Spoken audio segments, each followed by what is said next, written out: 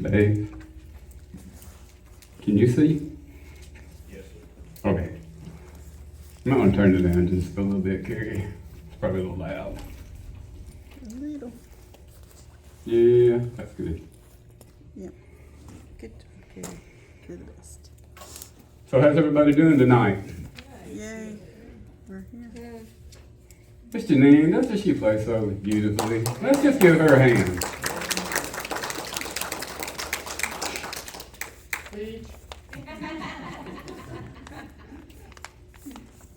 It is blessed to find a piano player, I'll tell you. Especially one that's been as long as she has.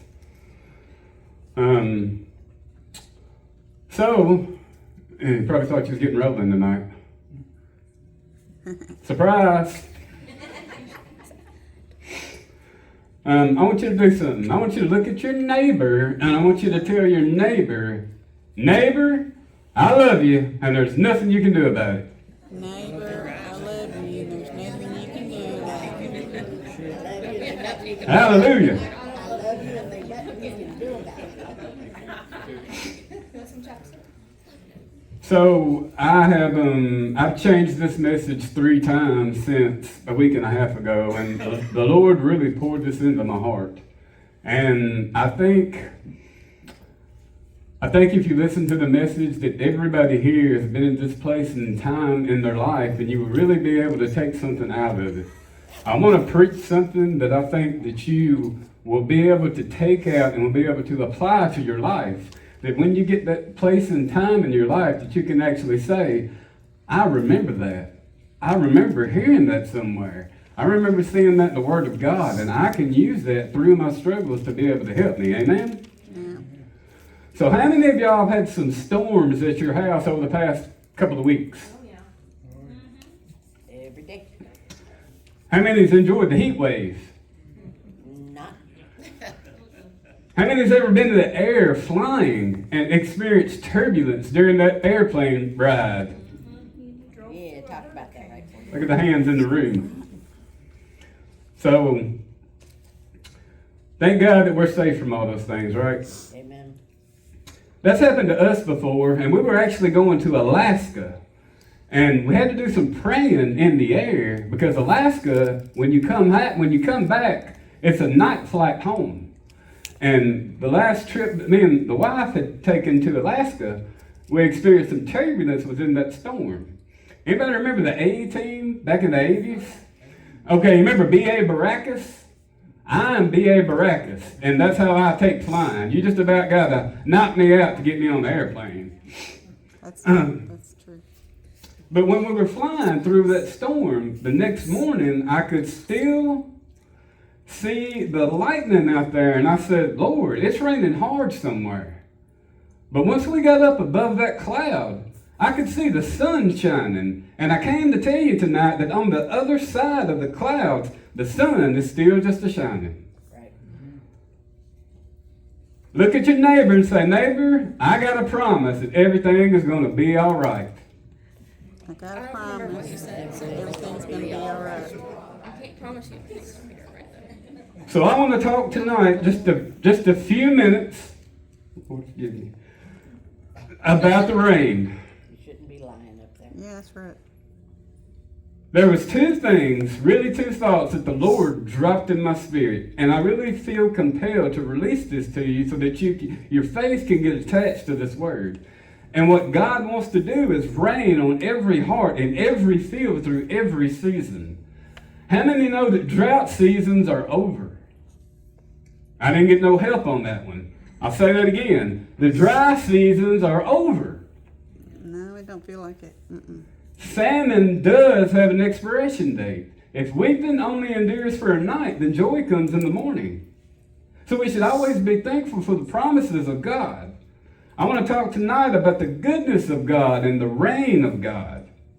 And I heard the Lord say to me, He said, remind them about the scent of rain and remind them about the sound of rain. Rain has a scent. Where's the older folks at? I know these young people, y'all look at y'all's app. It's going to rain. But my papa and my granny didn't have no app.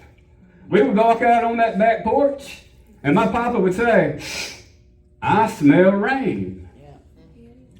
I see some of the older folks nodding their heads. Feel it too. I know some of y'all younger people think I'm crazy, and that's okay. But look at somebody real quick and just tell them, I smell the rain. I don't smell the rain. It smells like. I smell my chops. Oh, Lord have mercy. I'm in one of those kind of moods where sometimes I can be misunderstood, and sometimes I just never will make sense to certain people. Amen. Oh. But there's some people in here that will absolutely catch what I'm laying down and will be able to feel what it is I'm feeling. So find another neighbor, one who looks halfway spiritual, and tell them, I can smell the rain. You can smell the rain. We're in God's house tonight. Come on, guys. Some of y'all smile. Let's go to Job 14, the sound of rain. We're going to be in Job 14. I'll give you a header. We're going to be in Job 14, then we're going to be in Kings chapter 18, if you want to hold your place there. And I'll actually give you time to get there. It's going to be on the screen as well. For there is hope for a tree, if it is cut down, that it will sprout again, and that its tender shoots will not cease. Though its root may grow old in the earth, and its stump may die in the ground. Yet at the scent of water it will bud, and bring forth branches like a plant. It looks dead, and the stump died in the ground, but at the scent of water it will bud again. Now flip over with me. I just want to give you these two things. 1 Kings chapter 18. The Bible says in the 18th chapter of 1 Kings, Elijah says in verse 41, Elijah said to Ahab, watch this, the prophet said to the government, come on somebody, catch it. The prophet said to the government, Ahab was the king, Elijah was the prophet. The king didn't make the decree. The government don't have all the answers. Amen. You're missing me here. Elijah said to Ahab, remember at this time there was a famine in the land. Then Elijah said to Ahab, go up, eat and drink, for there is the sound of an abundance of rain. So Ahab went to eat and drink, and Elijah went up to the top of Carmel. Then he bowed down on the ground and put his face between his knees and said to his servant, go up now, look toward the sea. So he went up and looked and said, there is nothing. And 7 times he said, go again. Remember, 7 is the number of completion. Then it came to pass that the 7th time that he said, there is a cloud, as small as a man's hand, rising out of the sea. So he said, go up, say to Ahab, prepare your chariot and go down before the rain stops you. Now it happened in the meantime that the sky became black with clouds and wind, and there was a heavy rain. And Ahab rode away and went to Jezreel. And then the hand of the Lord came upon Elijah, and he girded up his loins and ran ahead of Ahab to the entrance to Jezreel. Elijah said there is a sound. Job said there is a scent. I need to talk briefly about the scent and the sound of rain. Go to the Lord in prayer. Jesus helped me in teaching, and then the family to open their hearts and be able to receive this word, and that when we bless their spirits. And all God's people said? Amen. The book of Job. His favorite. The book of Job. If you read the first 32 chapters of Job, it can appear to be the saddest book in all the Bible. Why would a righteous man lose everything he had? I can understand if he was a man who was wicked, who lived in sin, but the Bible said that Job was a righteous man. And it even says that when Satan came to God looking for someone to mess with, God says, have you considered my servant Job? Now, I don't know about you, but I would appreciate it if God would not recommend me for the trial, for the adversary, and for the fight of the enemy. But how many know that God knows more about me and God knows more about you than you and I even know about ourselves? Amen. And that's why you can go through some seasons in your life and it'll feel like all hell is breaking loose and you were just about to break and somehow you're not broken because God is clear in his word through the Apostle Paul. He'll never put anything on you more than you can bear. However, how many in here can testify that it did get real close? Oh, yes. Many times. Now, there's been some seasons in life where I was carrying some things where I felt like one more straw was going to break Sean's back. But the fact of the matter is, God built you, and he knows the pressure you can take. And this is reassuring to me that God knows the weight limit of the pressure through the trial as well as through the storm. He knows what I can handle without breaking and completely giving up. Amen? Jesus looked at Peter and said, Peter, Satan has desired to sift you and shake you like wheat. But I'm praying for you that your faith will not fail. There is a reason why you will not break. Because there is a great intercessor who is praying for you right now, and his prayers touch the heart of God. And when Jesus prays for you, everything he asks the Father for, it will be done and will be so. And you and I will come through the trial, and the devil will wish he had never messed with us in the first place. I truly believe that. And Job is a classic example of one of these individuals. Now, Job is not privy at all to the conversation going on behind the scenes in an eternal realm. Job is living on planet Earth, and God is talking to Satan about Job in the courtroom of God. And God has great confidence in Job, but Job does not have great confidence in himself. And you know the story. I'll expedite it quickly. Job loses everything: cattle, houses, land, inheritance. He even lost his children. And somehow, the only thing that Job kept was a nagging wife. But I digress.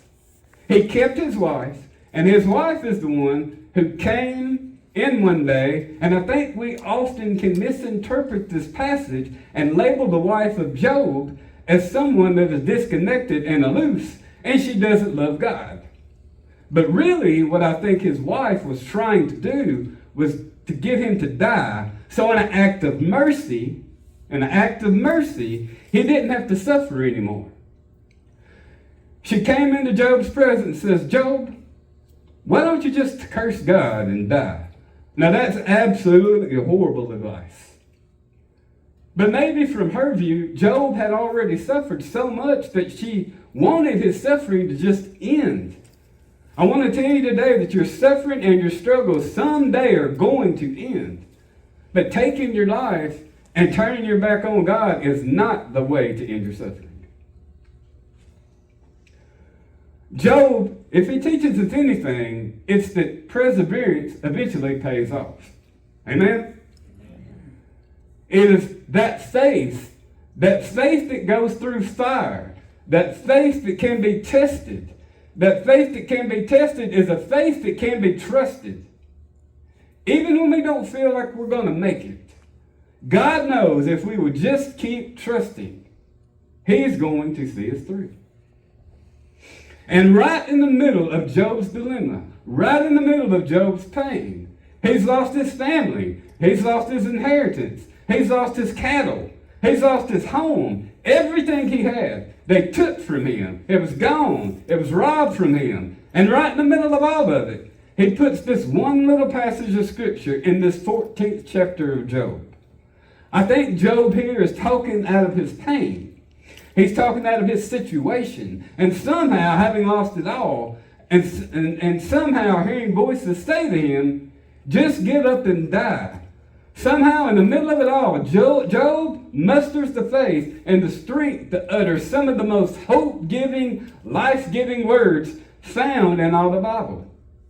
There is hope for a tree. Aren't you thankful today that there's always hope?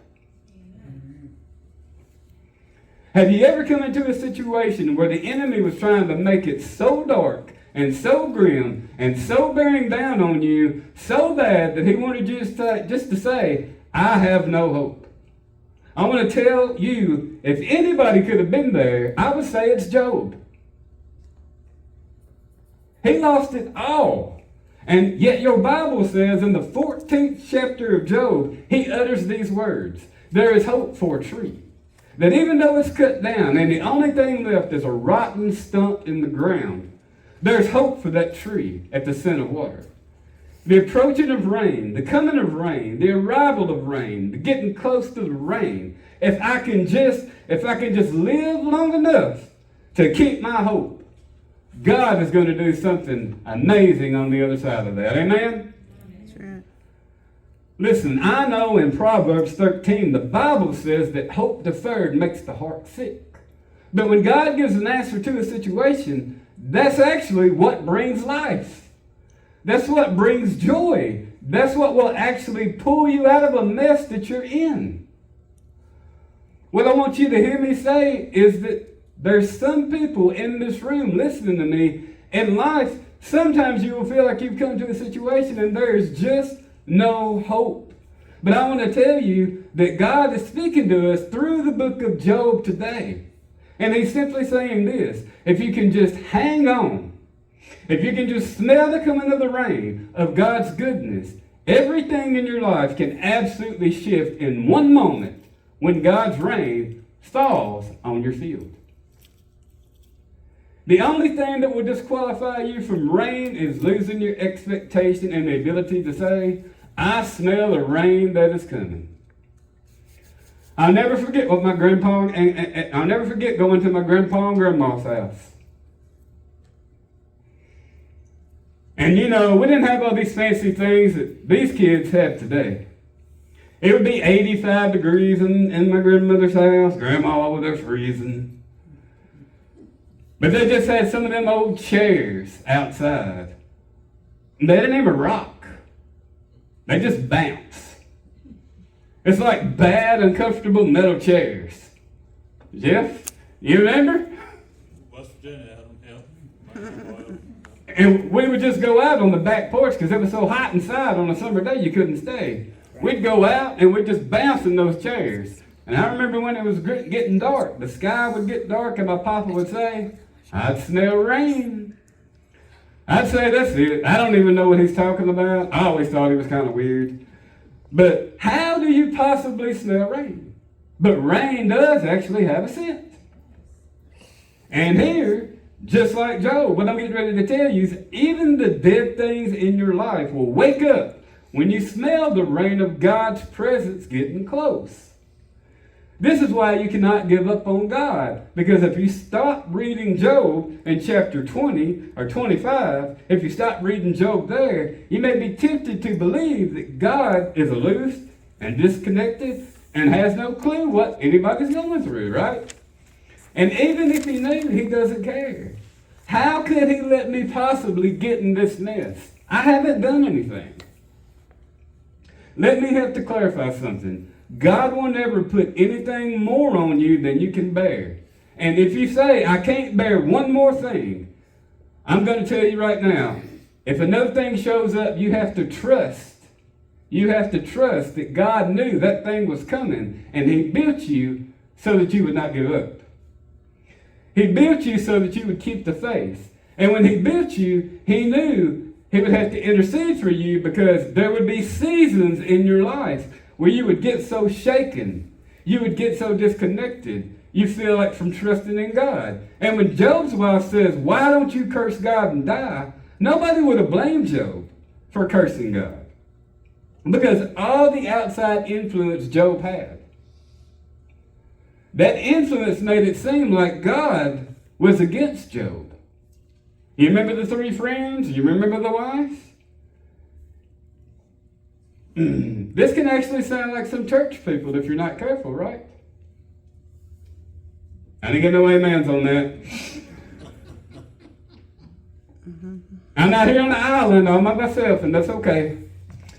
But I want you to hear what Job said when his wife stuck her head in his room and said, Job, just get it over with. Turn your back on God, curse God, and die. Job looked at his wife and said, I think it's Job 2:10. But he said to her, you speak as one of the foolish women speak. Shall we indeed accept good from God, and shall we not accept adversity? And all this Job did not sin with his lips. Next slide, Carrie. And he said, naked I came from my mother's womb, naked shall I return there. The Lord gave, and the Lord taken away. Blessed be the name of the Lord.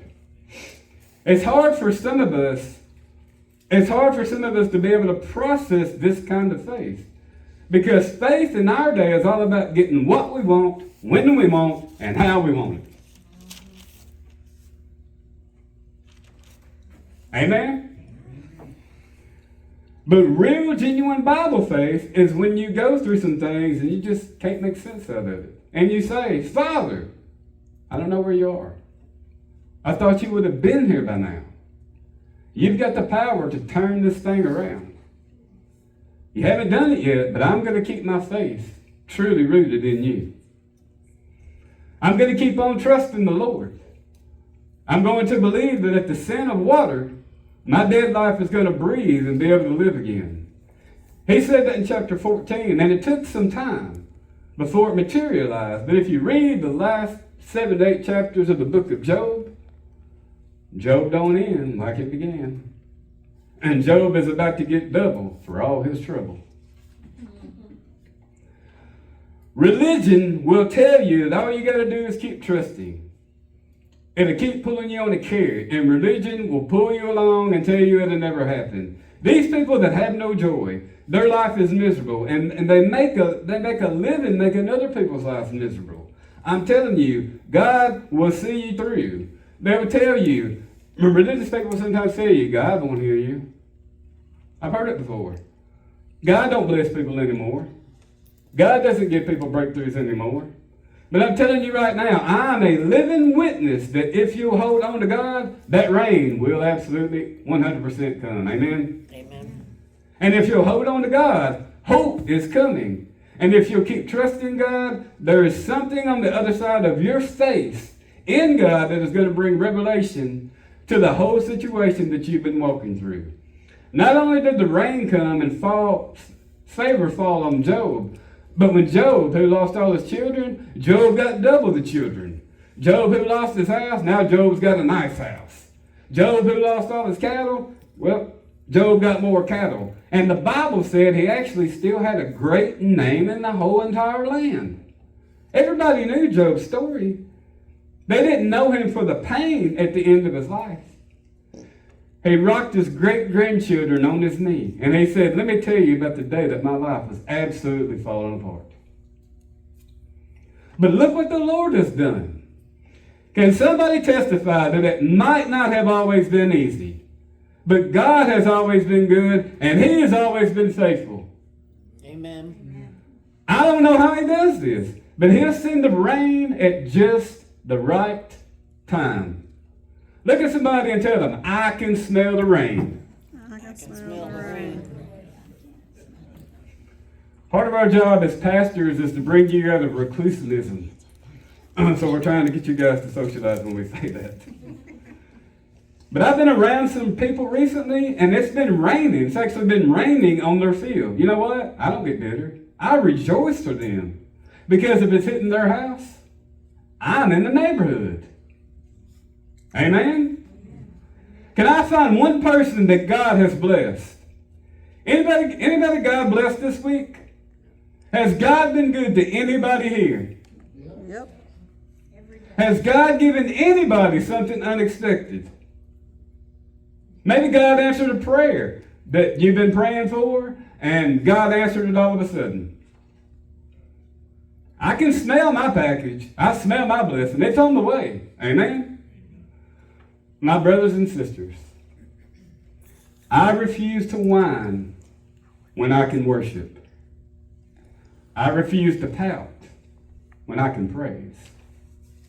I refuse to get bitter when I can get blessed. God, I will still trust in you. Hallelujah. Amen. Make no mistake, rain has a smell, and when you smell it, it brings hope, because dead things can live again. This is crazy, but a stump can actually shoot forth branches. I know this is true. I got a weed tree at my house, out the window of my kitchen. I've cut that tree down like 4 or 5 times. I'm not exaggerating. I get a hatchet, I cut it down so deep, and I put it in the soil, and I try to bury it. I burned it, run over it with a lawnmower. A month and a half later, boop, a little branch. Give it a year, it's a tree. People come over and say, when did you plant that tree? I said, you need to stop. I didn't plant no tree. I've cut that thing down 3 or 4 times. But that tree in the ground, the stump in the ground, just at the scent of water, the tree says, oh, we're going to grow again. Job is a witness that even when you go through hell and high water, when your money gets funny, when things get tight and you don't know how God's going to do it, when life is full of heaviness, when your kids start acting crazy,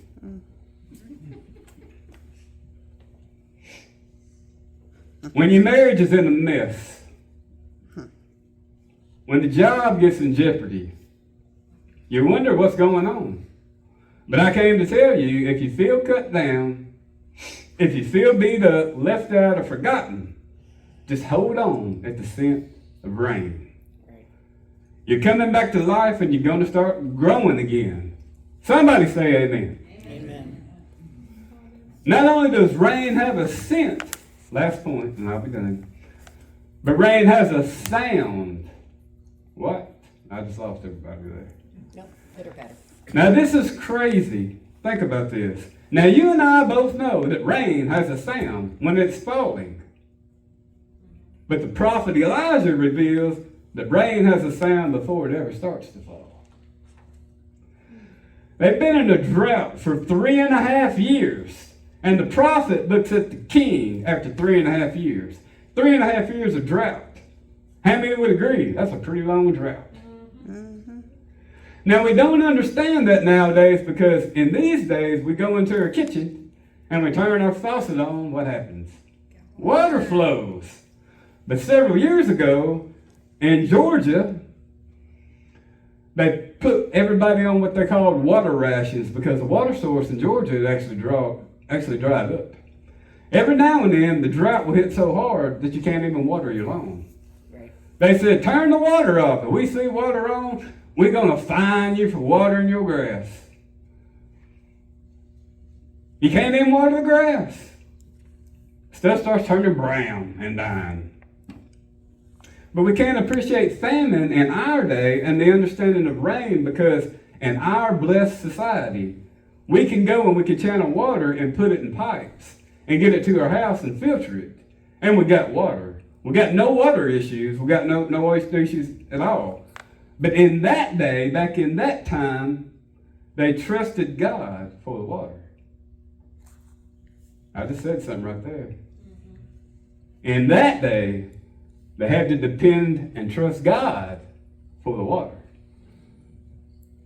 Egypt was the first to perfect irrigation. Think about that. The problem is they had backslid against God. They had turned their back on Yahweh. They had begun to worship the god of Baal. And oddly enough, Baal is actually the rain god. Isn't it funny how the devil thinks he owns the rain? And God will remind the devil and everybody following, you don't own the rain. How many know God owns the rain? Amen. And your Bible says, watch this. Your Bible says that they were in 3.5 years in a famine, and if you read the book of James, which is actually a companion text to this 1 Kings chapter 18 passage, it says this in James regarding Elijah. Elijah prayed, and it did not rain for 3.5 years, and he prayed again. And the earth actually yielded its rain. Now, in this, you get to be praying right now because prayer is what actually unlocked that rain. There is a reason why Elijah could say, I hear the sound of an abundance of rain. Why would he say that? Because he had been in prayer. And sometimes when you spend quality time in prayer, you hear things nobody else hears. Right.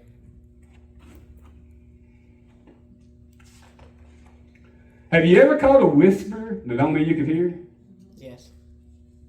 That's why sometimes you got to be delightfully strange. You got to keep your revelations close and don't cast your pearls before swine. If you surrounded yourself by naysayers, snacking on hater chips, sitting haterade, munching on malice, hold fast to that whisper that you got from God and you heard in prayer. Everybody won't understand that, but that's okay. In seasons of spiritual drought, if God speaks, you're being ready for that downpour. You're tuned into a frequency that no one else can possibly pick up on. Our culture, today's culture, is absolutely bombarded with waves of despair. Soundtracks of hopelessness and fear designed to drown out every single note of joy. This is why the church must rise as a house of prayer. Amen? We need to intercept those lies and amplify the divine frequencies that actually bring forth life. When headlines churn hate, division, doom, I refuse to let them have the last word. Turn the TV off. Open up your Bible and lose yourself in Matthew, Mark, Luke, and John. Let the living word restore your vision, ignite your hope, and remind you why you can rejoice even when everything else looks like it's burning down. Remember that the story doesn't conclude within the church or the solitude of the cave, but among those who walk in victory and carry the power of God. He proclaims, I hear the sound of an abundance of rain. Faith is not born from what our eyes perceive. It springs to life when we listen to the word of the Lord. Amen? Even when the prophet warns us to fine-tune our spiritual hearing, because the enemy is always ready to distort the things that we hear. According to the first book of Kings, the prophet Elijah discerned the sound of an abundance of rain, and that promise rekindled his spirit with expectation. At present, however, many of us sometimes can attune our ears to a different sound. The voice of despair, drought, and depression. If you continue to heed only this version or narrative, only hope for tomorrow will eventually do what? It'll eventually wane and dry up. Resist the urge to project your personal turmoil onto others. For not all people will bear the same burdens. Right. Genuine maturity lies in the recognizing that your feelings do not dictate the collective reality. Some among us have sought the Lord in prayer, and we have received that assurance from the Lord. Although hearing his voice does not render life effortless, it sustains us with a steadfast confidence in his deliverance. His promise, speaking not from our present drought, but he's actually in the future that he's already ordained. He's actually already in your tomorrow, and he's talking back to you in time. He's saying, come on, you got to believe again. You got to hope again, because I'm not done with you yet. Amen?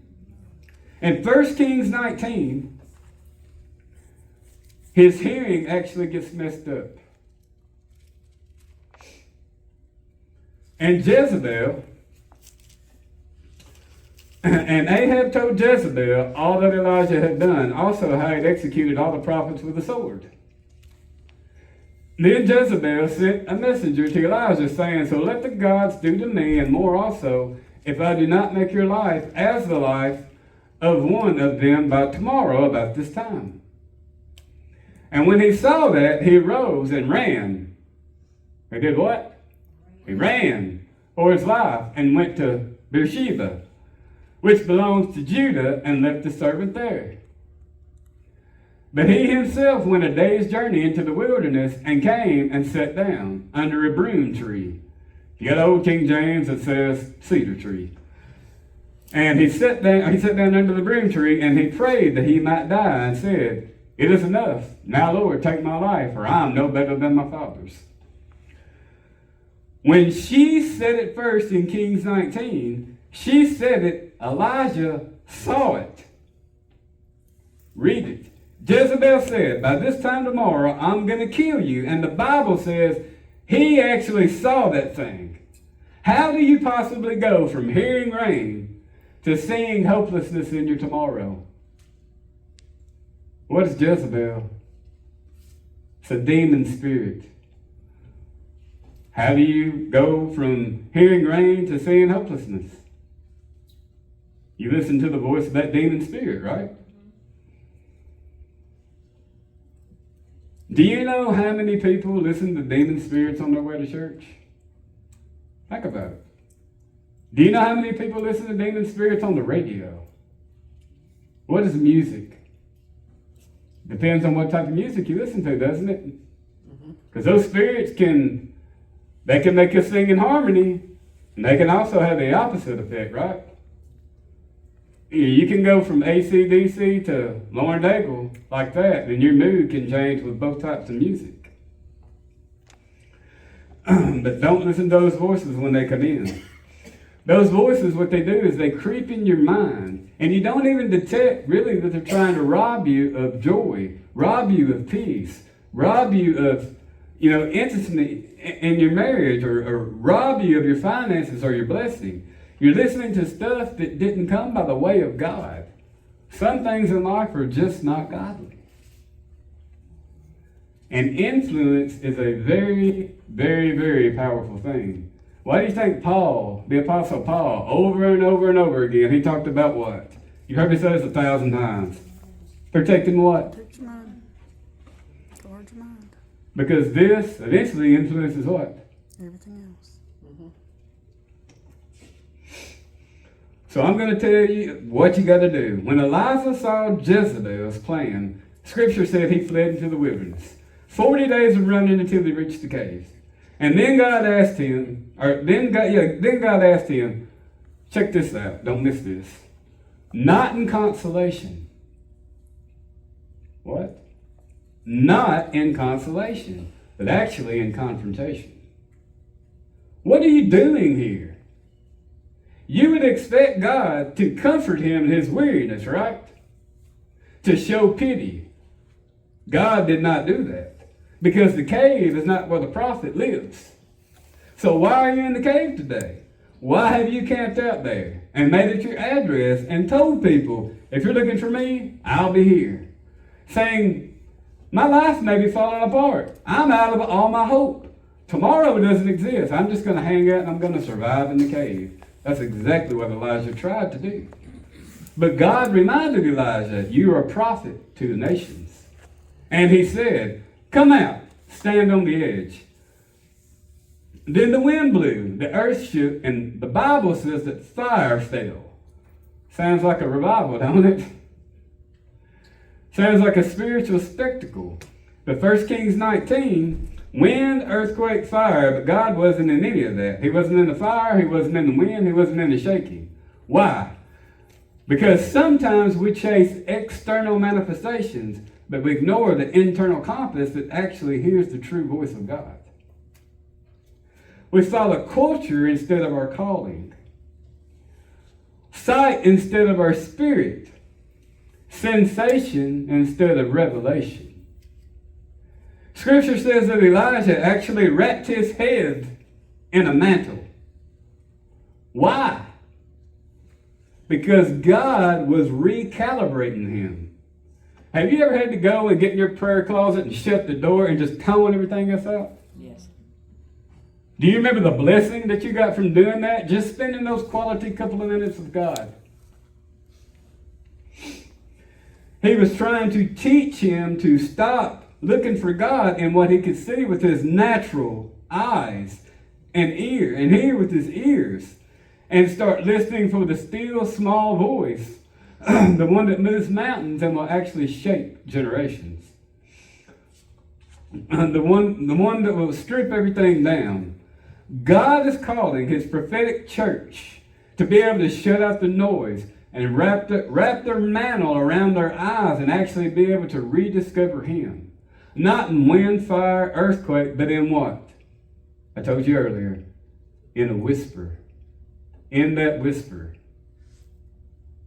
Do you know today that less than 20% of people go to church?